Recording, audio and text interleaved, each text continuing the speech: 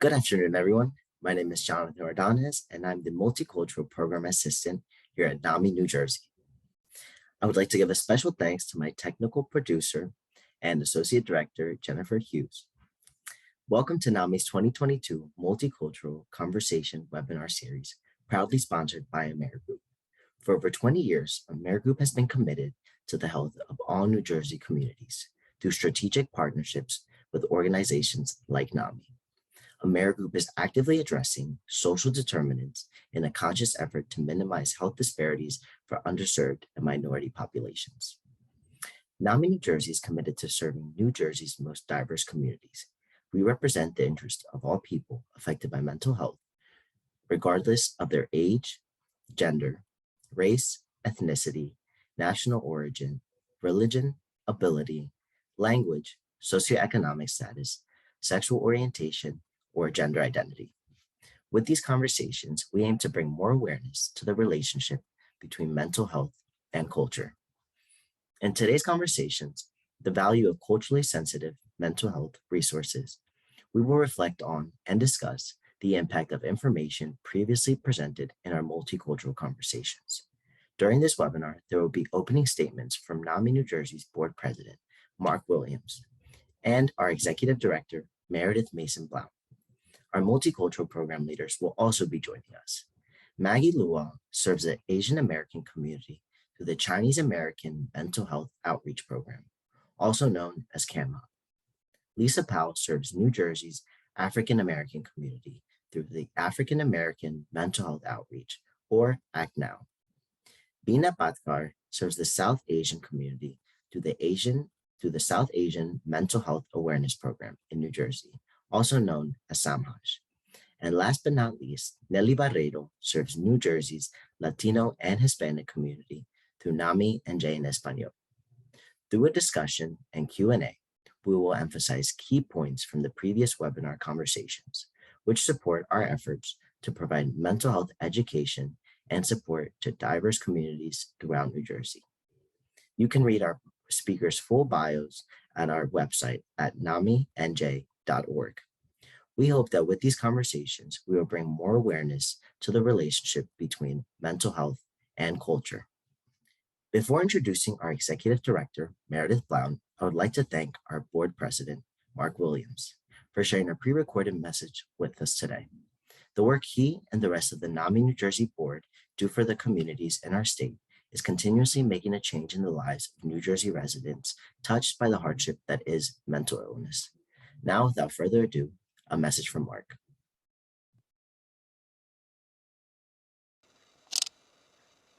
Hello all. My name is Mark Williams, President of NAMI New Jersey.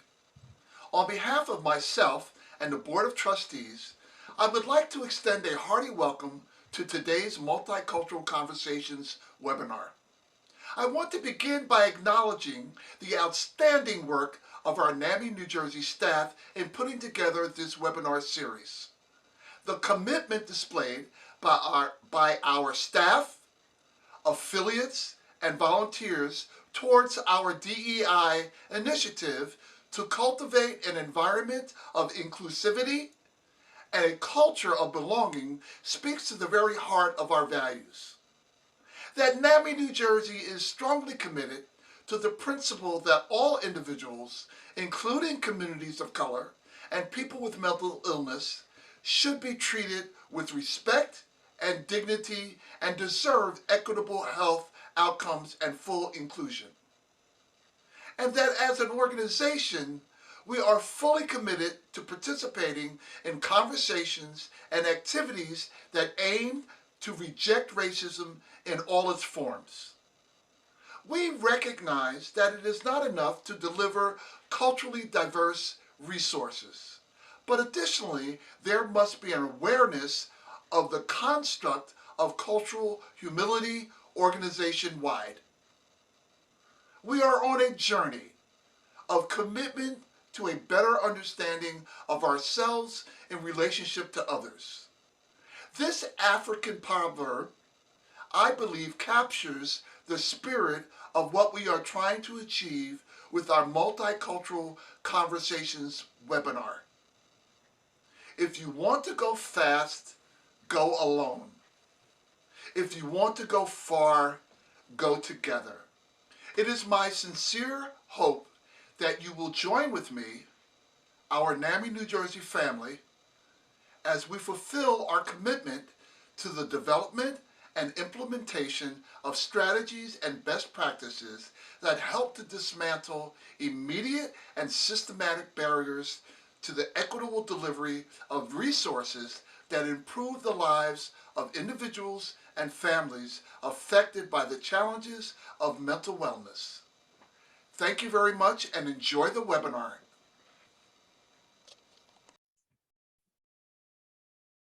Once again, thank you for that wonderful message, Mark. Now I would like to introduce our knowledgeable Executive Director, Meredith Blaum, for her message.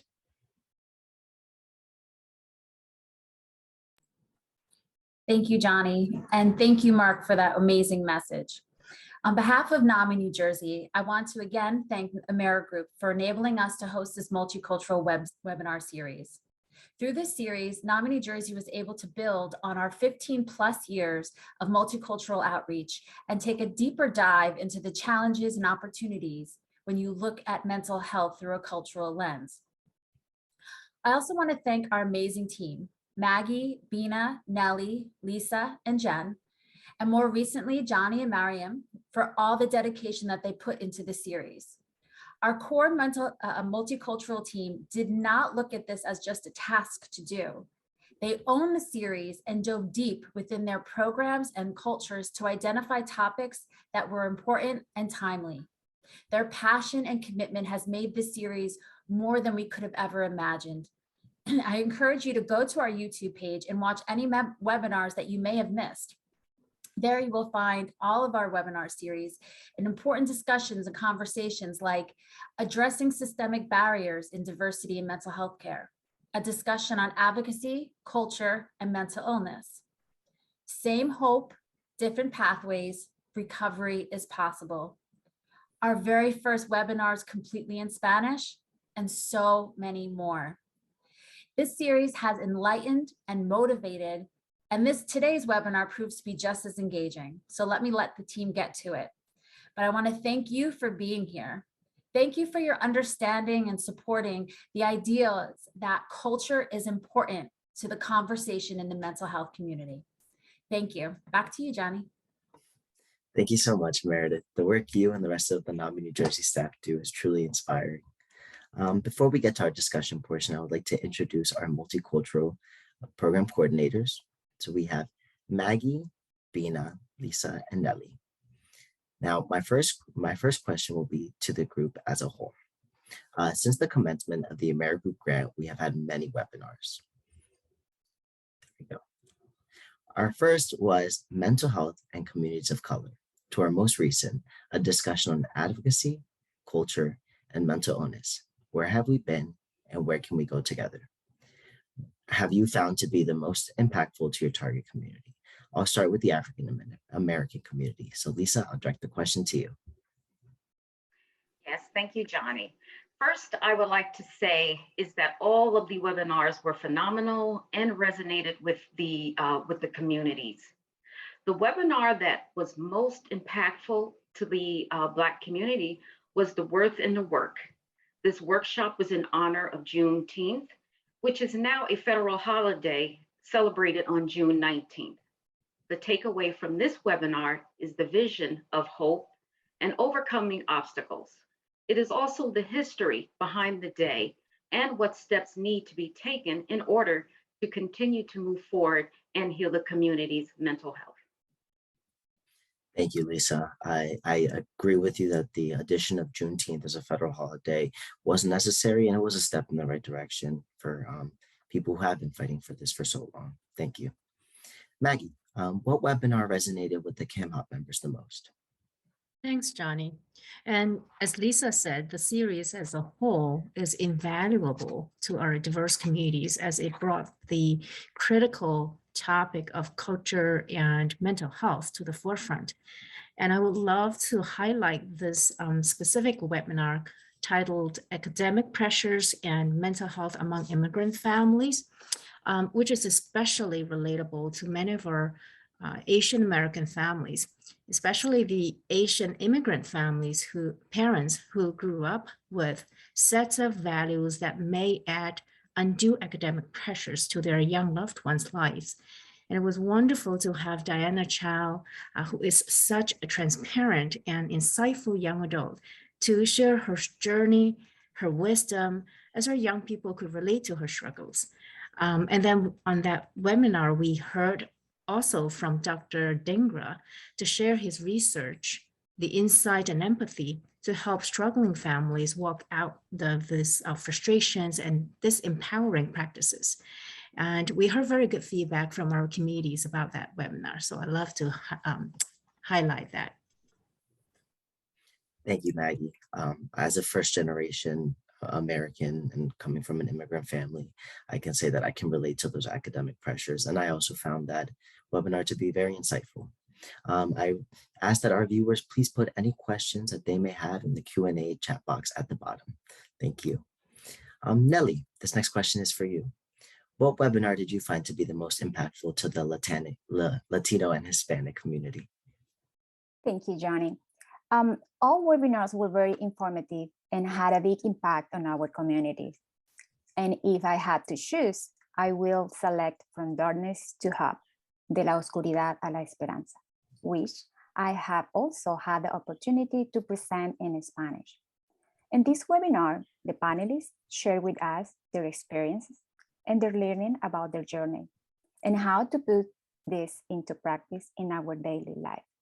Suicide in general is a topic that is not spoken about enough in the Hispanic community.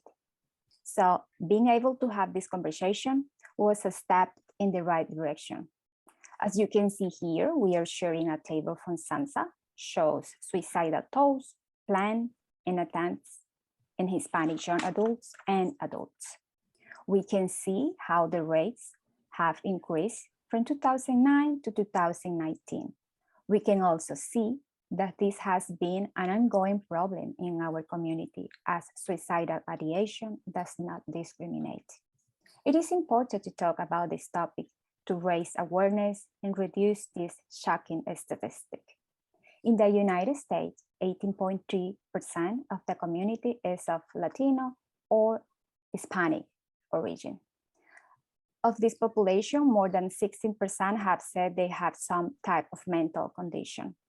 A Mental Health America study in 2018 showed that members of the Latino community are much more likely to experience severe depression, which worsen when left untreated, especially in Hispanic adults. In general, our community is less likely to receive mental health care due to different factors, such as the stigma associated with mental health condition, the lack of diversity among providers, language barriers, and distrust in the health system. Thank you. I know from firsthand experience as a caretaker in a Latino family that mental illness and mental health is still a very taboo topic, and it's a shame because, as you stated, a lot of our community is affected by mental illness. So hopefully through conversations like these, we can continue to break the stigma. My next question is addressed to Bina. What about in the South Asian community? What webinar did you find to be the most impactful? Thank you, Johnny. As my colleagues have already mentioned, right, our entire webinar series was so informative and so helpful. But if I would choose one webinar that I would go with is a discussion on advocacy, culture, and mental illness.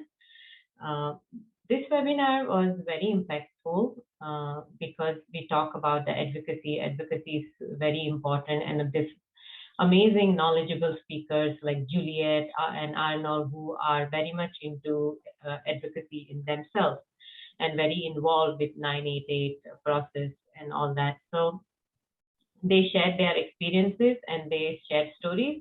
They laid emphasis on importance of advocacy on individual level and also on the systemic level. If you want to see those changes in the systemic, targeted systemic changes, and we talk about nowadays equity, inclusion, and diversity, right? So I think advocacy is the way to go. And they also, not only they talked about their experiences and how they are doing it, but also they shared a lot of tips on how to advocate at the individual level and at the systems level for much needed targeted systemic policy changes, services, and other resources to fight mental illness. Thank you.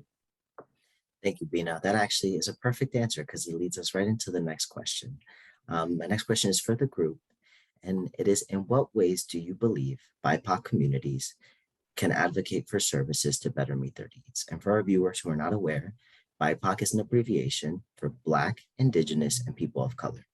So I will direct the question to Lisa. Yes, the BIPOC communities can advocate for service to better meet their needs, first, by getting involved, second, educating themselves, third, creating an action plan, and fourth, spearheading informed support groups. Thank you, Lisa. I couldn't agree with you more. I believe the steps that you mentioned not only could apply to the African-American community in getting advocacy, but also for all our diverse communities in the state of New Jersey. Maggie, is there anything you would recommend? Yes, so to build on Lisa's good steps, our community members can get trained to become an effective advocate by participating in our Nami Smarts for Advocacy training. There's one actually coming up next Tuesday, so be sure to check it out. In addition, I would say that joining a Nami support group in the appropriate cultural and linguistic setting, or our statewide activities like the annual Nami walks, could also help connect with people who share similar concerns and needs, right, which lead to collaborative efforts to advocate for improved services so that these services meet people where they are. And I want to again refer to the particular webinar that Bina mentioned just now, the discussion on advocacy, culture, and mental illness. In that webinar, the panelists not only share their candid lived experience as trailblazer advocates, but also gave very helpful tips on how to succeed in advocating whatever issues in a difficult environment or system. So it absolutely helps equip and inspire our advocacy actions from the diverse communities that we all represent here, and to also seek bridging the many gaps in the mental health system. At the end of the webinar, I remember we were inspired to really show up and never give up on this worthy cause, although the advocacy process can be daunting by its nature. Thank you, Maggie.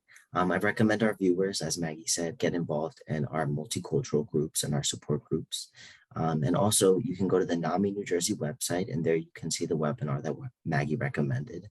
I highly recommend our viewers watch as many as they can, because as we like to say here at Nami, knowledge is power. Nelly, what would you recommend to the Latino and Hispanic community? Thank you, Johnny.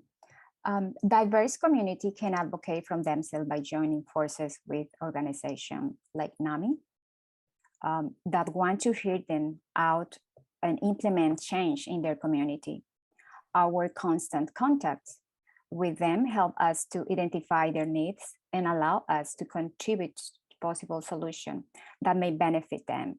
Our affiliates also play an important role to identify these needs. We continue offering many services in Spanish and always listen to our communities through the support groups, outreaches, and many other services we offer. In NAMI, we are contributing and advocating for their needs every day. And we will continue doing it to get more and better resources, in my cases in Spanish. Thank you, Johnny. Thank you, Nelly.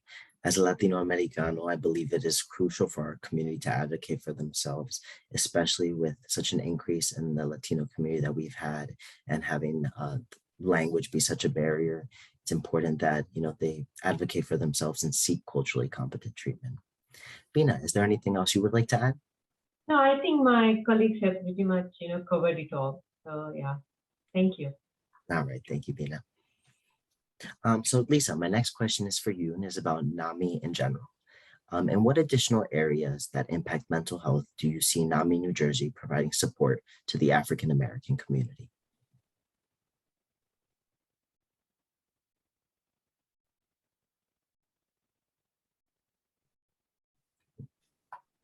Excuse me, Lisa, you're on mute.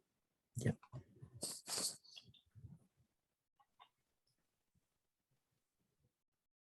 I'm sorry, Lisa. I believe you might be on mute. Okay, I'm sorry about that. No, it's okay. I would say it would be trauma support groups. I'm sorry, NAMI, NAMI New Jersey can provide trauma-informed support groups to help rebuild the community's mental health. The community has been faced with compounding trauma incidences that has happened in our society, which has triggered the mental health of many individuals, not just the Black community. It's okay not to be okay, and it's okay to ask for help. Your mental health is important, and NAMI New Jersey is here to support everyone's mental health needs. Thank you, Lisa. That is very true. That is what NAMI is here for. I can attest that, especially with newfound research, we're finding that race-based trauma is a real thing, and it definitely does affect mental illness. So that is something that hopefully we can address in future webinars. Nelly, stigma in the Latino community is still such a huge problem. Have you found that the multicultural webinars have helped open the doors to have conversations regarding mental illness and mental health? Yes, thank you, Johnny. Excellent question. Absolutely. This initiative from AmeriGroup has paid off through our monthly family support group, NAMI Connection Recovery Support Group, in our own voice presentations, NAMI en Español overview PowerPoint presentation, outreaches, and also social media presence. We have reached many families. Our network continues to grow every day, and the Latino community is willing to openly talk about mental health. And they definitely want to improve their daily living. In this way, NAMI New Jersey is offering them the extensive network of resources that we provide. Having our panelists share their experiences in Spanish and without shame has also helped our community in realizing that it is okay to talk about mental health. We put a face to their history and have normalized this type of conversation. Thank you. Thank you, Nelly. I would like to shine a spotlight actually on a program that you talked about, In Our Own Voice, En Nuestra Propia Voz. I have found that it is doing a phenomenal job at breaking stigma and getting the Latino community to have these open and honest conversations regarding mental health. So again, to our viewers, I highly recommend you go and watch or you sign up for our In Our Own Voice presentations, En Nuestra Propia Voz. My next question pertains to the extreme pressure in the South Asian community to be successful in all aspects of life. This can cause extreme mental distress in newly immigrated individuals. So my question is for Bina. How do you believe our multicultural conversation webinars have addressed this issue? Thank you, Johnny. So as Maggie had already mentioned earlier, throughout much of Asia, education is seen as the only established path to success. And lots of Asian and South Asian immigrants who come to this country for better education and dreams of successful life for themselves and for their children. For these parents, one of the biggest sources of pride is when their children are successful academically and well settled in life. I mean, that's a great intention, right? Although it is well intended, this lofty expectations can place a lot of stress and incredible amount of stress on their kids, on the children. And instead of thriving under the pressure, this pressure continuously, to better themselves, many children experience numerous symptoms of depression, social and emotional anxiety, and low self-esteem issues. So this webinar highlighted and addressed this very aspects of academic pressure, model minority, overachievers, and stereotypes when it comes to Asian and South Asian students. Dr. Dhingra and Diana Chow shared some great pointers and tools on coping skills and how to support your child.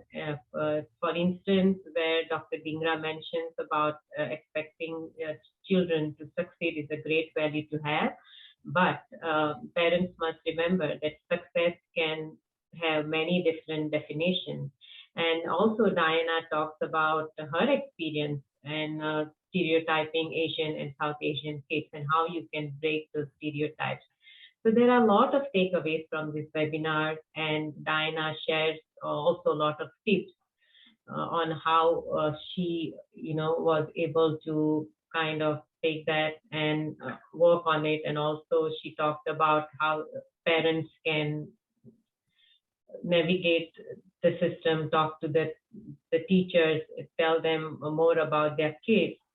And also Diana and Dr. Dhingra did excellent work on shedding the light on various aspects of academic pressure and also some of the issues that the kids face in today's schools and college environment all across this country. So I would encourage everyone to watch this webinar if they have not done so. Thank you, Johnny.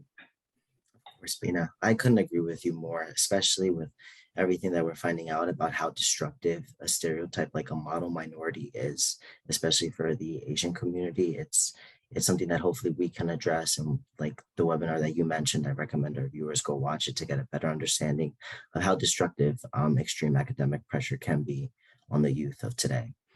Maggie, unfortunately, after the commencement of the COVID-19 pandemic, hate crimes against the Asian American community has increased exponentially. In what ways do you believe that this increase in hate crimes has impacted the mental health of the Asian community? I agree with Lisa on the importance of recognizing, as assessing, and addressing the various forms of racial discrimination and, as you said, the impact of racial trauma and hate crimes on the mental health of marginalized communities like ours. I want to start by saying that it is important to understand that much of the uptake of anti-Asian violence in our country that we see today since the start of the COVID-19 pandemic is not new, that there is a 150-year-old history of Asians here in the US experiencing the many forms of discrimination and violence. And if we factor in the intergenerational trauma, where children who may not experience trauma firsthand could inherit or internalize their parents' psychological distress, we can then understand the heightened need for mental health support in our multi-generational subgroups. We also know that there are different levels of racism. We have the micro, the everyday living forms, and the macro or systemic racial disparities and discriminations. So these acts of racism can truly take a huge toll on a person's health in various forms. It can lead to mental health issues like chronic stress, anxiety, depression, sleep disorders, PTSD, which can present themselves as somatic symptoms. The experience of long-term racism and discrimination can also cause physical health problems such as increased heart rates, high blood pressure, decreased immune functions. And over time, all those can affect people's day-to-day quality of life. So in addition, this situation is compounded by the fact that Asian American are less likely to seek mental health treatment. It's very well documented. In 2019 alone, only 23% of AAPI adults in our country with mental illness received treatment. However, we never want to end with a pessimistic note, right? There is hope. We say you are not alone. There is a community here in Nami for everyone. Asian American individuals and families that we see and we represent contribute to Nami's collective wisdom in the face of mental illness, the coping, the healing, and recovery. So We also fight alongside brothers and sisters in other communities to remove systemic and cultural barriers and to help build quality mental health care for all. Thank you, Maggie. I actually think that is what makes Nami so special, is the fact that we do have these multicultural groups where individuals from our communities can come together and talk about their shared experiences regarding discrimination, racism that is so unique to our communities. Absolutely. So I think it's wonderful that we have these programs. So thank you. My next question is for our Executive Director, Meredith Blaum. We've heard from our coordinators about the value of the webinar series. Do you continue to see webinars or webinars in general in NAMI's future? And if so, are there any specific topics you would like to address? Yes, thank you. I am excited to share that NAMI New Jersey will be continuing this series.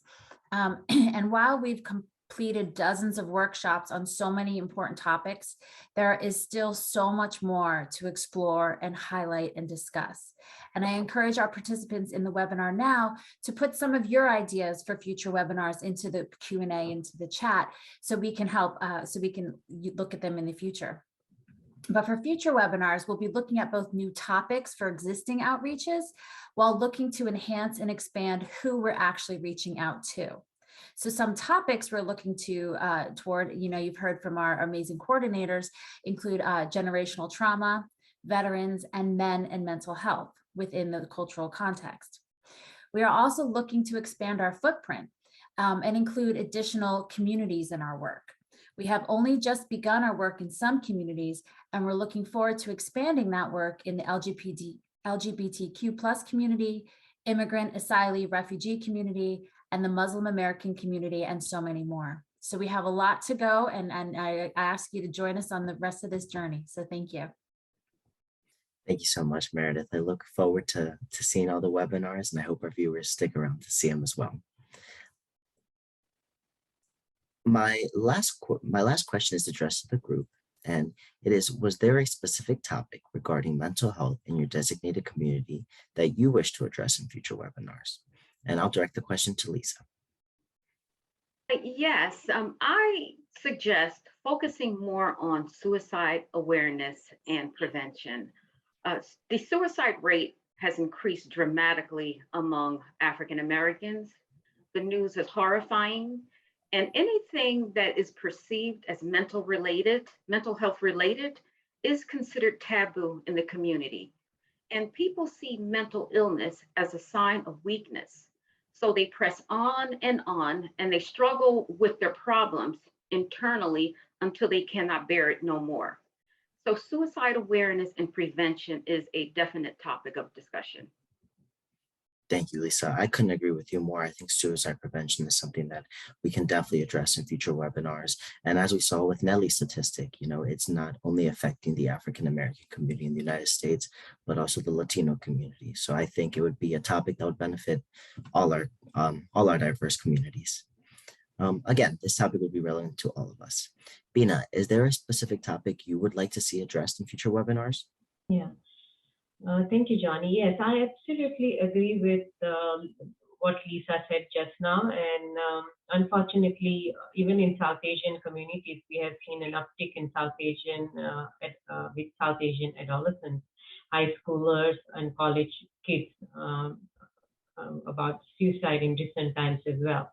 That said, we would also like to bring the focus on the lack of openness regarding mental health in the South Asian homes, and even further stigma surrounding the topic for men. We would like to see a discussion on mental health in South Asian men. I think it is very important to start a conversation about the mental health and how South Asian men face it. Thank you. Thank you, Bina. I completely agree with you. I actually see a lot of that in minority communities, is that for men especially, they tend to feel that as though a mental illness or a mental diagnosis is a sign of weakness. And we all know that that is not the case. Yeah. And hopefully we can break that stigma. Maggie, what future topics would CAMHOP like to see addressed? Yes, our community continues seeking equitable and inclusive resources in the system, not just regarding cultural backgrounds, but the age groups, right? Different severity of mental illness, because there seems to be different focuses on research. We definitely want more research done to document the Asian American experience of mental illness and how we do about them in supporting the community. But one of the, in the short run, I would really want to further explore the topic of addressing racial trauma from a strength-based lens, not deficit-based. We want to really tap into the community's own resources and ways to build resilience and promote healing. And to me, that is one of the most important topics of our time. Thank you. Thank you, Maggie. Nelly, what issue would you like Nami and Espanol to address? What topic do you think we should address in future webinars? Thank you, Johnny. Yes, the program has received some calls from parents of children looking for information about how to help their children in case where there are no diagnoses. But they can see something is happening. So I would like to hold those parents start with some sort of early treatment in the future to emphasize the topic of mental health in teenagers. This pandemic has shown us that they were the most affected group of people because of the lack of contact with their friends, the fact that they were studying from home alone, and they were lacking interactivity and not going to school every day. We need to educate parents on how to recognize and act from the first symptom of distress. Thank you. Thank you, Nelly. I'm not a parent myself, but I can only imagine how frustrating it must be for those parents.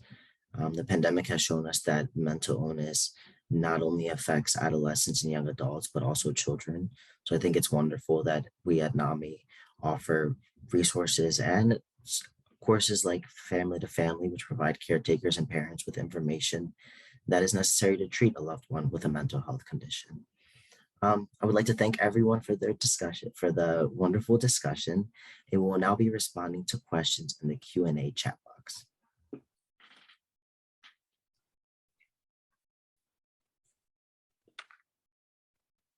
Great. Thank you so much, Johnny.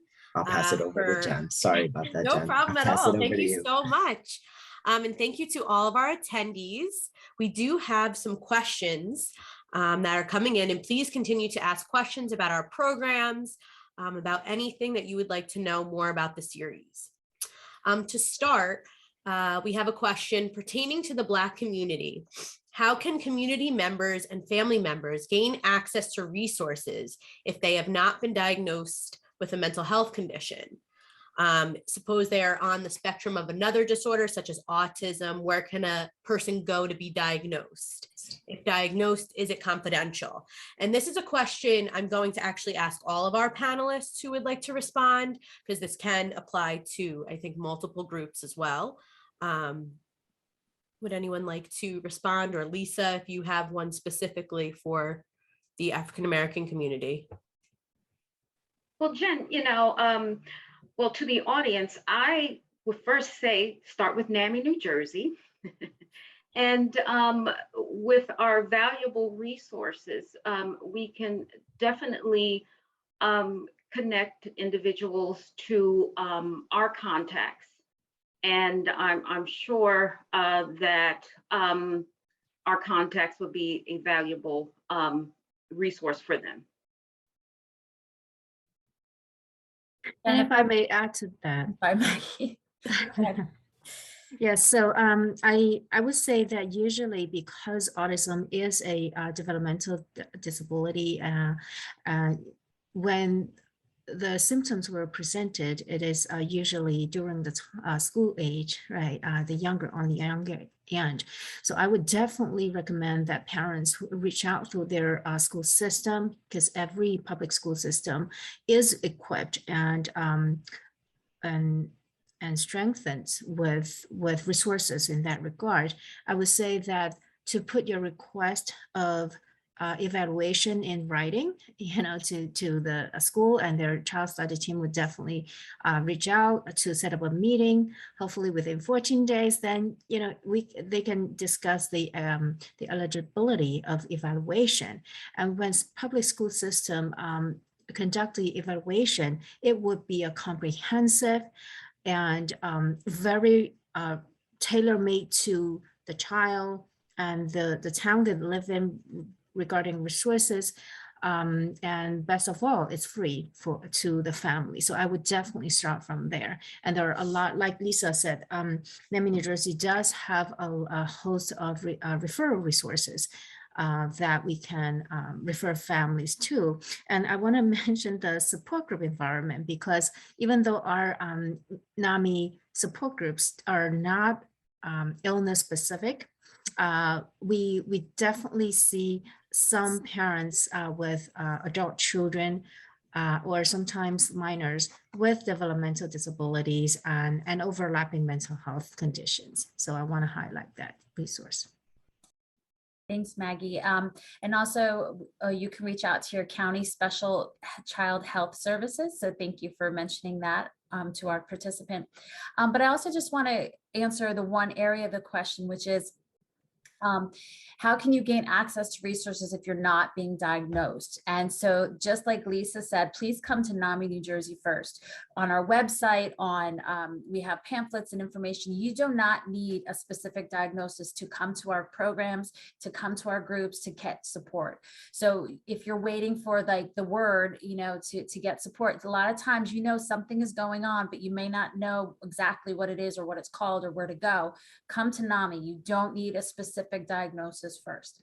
And again, if you're diagnosed with any kind of mental illness or developmental disability, like Maggie was mentioning, it is confidential. Your doctor, the diagnostician, cannot go around sharing that with others. But what we like to say is that there is strength and hope in community. So we ask you, come to NAMI and let us know, and you'll find people who have been in your shoes who can help you and say, this is what I did, this is how I walked it, and this is where we're going from here. So thank you. Great. Thank you so much, Lisa, Maggie, and Meredith. We have another question. Do we have any services for veterans that need assistance with suicide information or support groups? I can speak a little bit to that, and then I will ask if anyone else wants to jump in. Through NAMI, we do have NAMI Homefront. NAMI Homefront is a program for families of veterans, and it is a class that is online and is available throughout the year. You can learn different resources about how to support your family member, and this also includes specific resources for military families. Would anyone else like to add to that at all? I would definitely suggest reaching out to our office.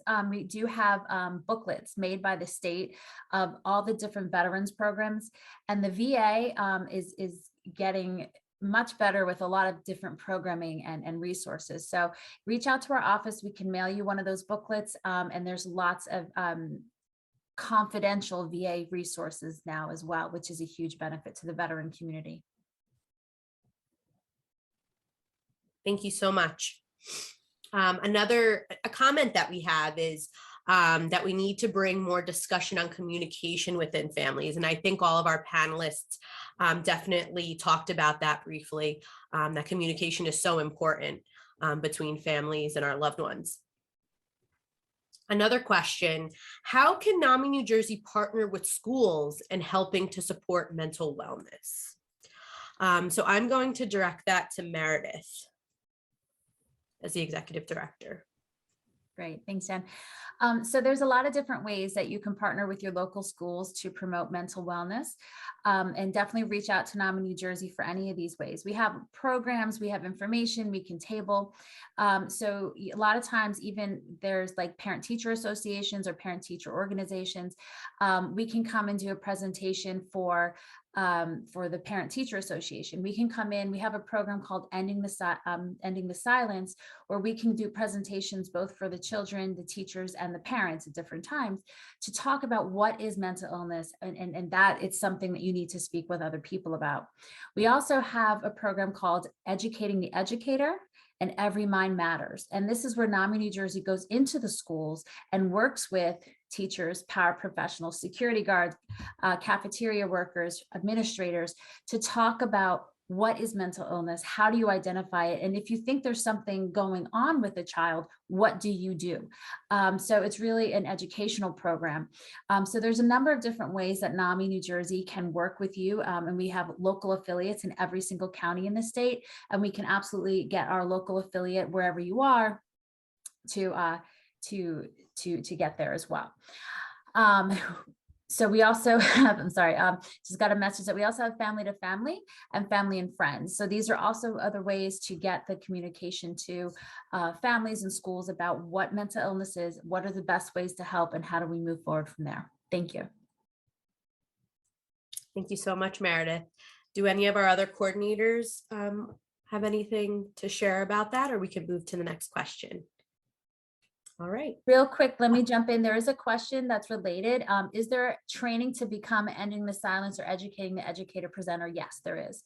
If you're interested in becoming one of these presenters, or an in our own voice presenter, or a facilitator for our connection or family support group, or a teacher, definitely reach out to NAMI New Jersey. You can email info@naminj.org, and we will connect you with the right program and screening to see what program you would like to be involved in. Thanks so much, Meredith, for that. Another question: if you have a small group for the BIPOC community, is there a way to share, get support from NAMI? And is there support groups for individuals with mental health challenges? So I could speak a little bit on that. And then if each of our coordinators can maybe speak a little bit about their support groups that they offer. So our Connection Recovery Support Group is a support group that's specific for individuals in recovery. You do not need to have a diagnosis, as Meredith mentioned earlier, but you know, if you do have mental health systems, you're looking for support, a safe space to share and connect with others who are in similar situations, NAMI Recovery Support Group is a good fit. If you are a small group from the BIPOC community, reach out to us. Reach out to us. We want to see what support do you need? How can we provide support to you? We're always looking to support any community with their mental health. So that's my biggest recommendation, is definitely reaching out to us.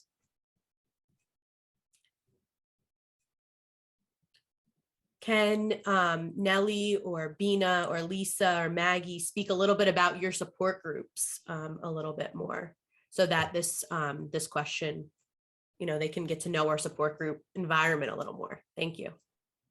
Thank you, Jen. So about NAMI in Espanol, we offer a monthly support group every second Tuesday of the month for family support group, and every third Tuesday of the month for a NAMI recovery connection. So if you want to be a volunteer, you're welcome to come. And actually we have, before the pandemic, we have 5 counties in New Jersey. So now we are offering the support by Zoom. So this is NAMI in Espanol.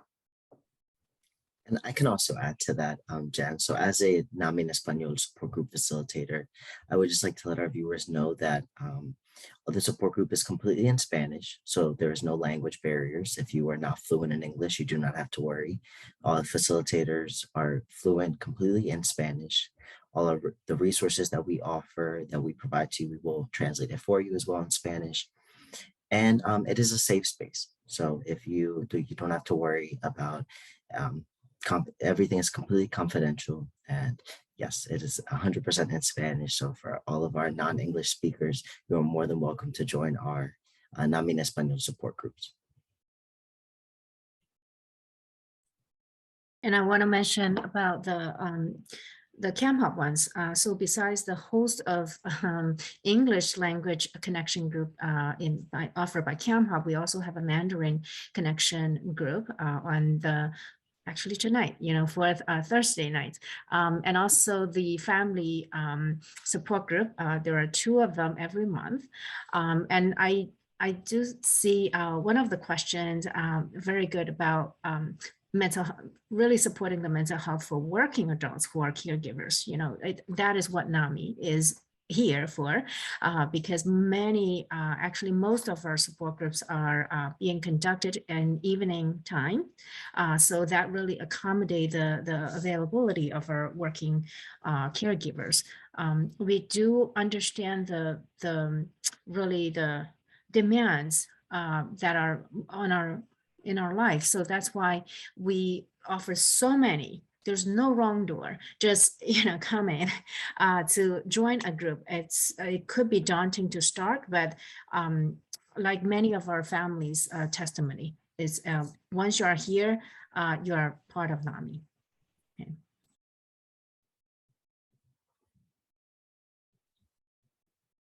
Hi, Samaj conducts its support groups on the first Thursday of every month of Connection and for Family Support Group. Our group will be meeting again on May 7th. So please, if you would like to join us, the group is conducted in English because most of the South Asian population, we have varied languages and it's not possible to have in multiple languages. So the common language that we all speak is English. So the group is conducted in English in a very stigma-free environment, and also it is very relatable to the experience of each other. We support you emotionally. We try and help you with the resources and services. So please, you can send an email to samaj@naming.org if you would like to join. And again, these are virtual groups. You can pretty much hop on the group from any part of the country. It starts at 7 p.m. So hope to see you. Thank you. Okay. For Act Now, we host a support group monthly every third Tuesday and third Wednesday of the month. And there's times where we do provide special guests or bring in special guests who talk about topics that affect our daily lives, followed by our support groups. But Act Now is there to listen to you and to encourage you and to provide resources and mental health support. And if you would, we have 2 great facilitators. Thank you so much to all of our coordinators. I will now pass it back to Johnny to close us out. Thank you. Thank you so much, Jen. Thank you to our participants for all the questions and comments. It demonstrates that we all have a shared interest, and that is a passion for mental health and breaking the stigma within our own communities. I'd like to give a special thanks to Nami, New Jersey's Multicultural Program Coordinators for joining us and sharing this valuable information. My time with Nami has been short, but through conversations such as these, I have learned so much about mental health and how culturally competent resources are necessary to make a change in the lives of New Jersey residents. We are one of the most diverse states in the country. In order to meet the needs of our residents, the mental health services and resources we provide must also be diverse. Before we close the webinar, I'd like to share with our participants our online resources and information from our NAMI New Jersey website. From our front page, if you go to our Get Involved section and click Become a Member, you can learn how to become a NAMI New Jersey member. With that being said, all our programs are completely free. On our front page, you can also go to the COVID-19 information page, where you will be able to find all our services and resources. There, you'll be able to find where our statewide online support groups are, affiliate support groups, multicultural programs, signature programs, as well as webinars and presentations like this one. Feel free to reach out to our staff at NAMI New Jersey for any support you might need. As a reminder, it would be appreciated if you could please complete the survey at the end of the webinar so that we may incorporate your feedback into future webinars. We would also like to thank our sponsor, Amerigroup, for partnering with us so that we may have these conversations. Once again, a very big thank you to Mark, Meredith, Maggie, Lisa, Vina, and Nelly for sharing this hour with us today. And thank you to all the participants who joined. This concludes our webinar and a gentle reminder that you are not alone and NAMI New Jersey is here for you. Thank you, everyone, and have a great day. Stay tuned for the next series.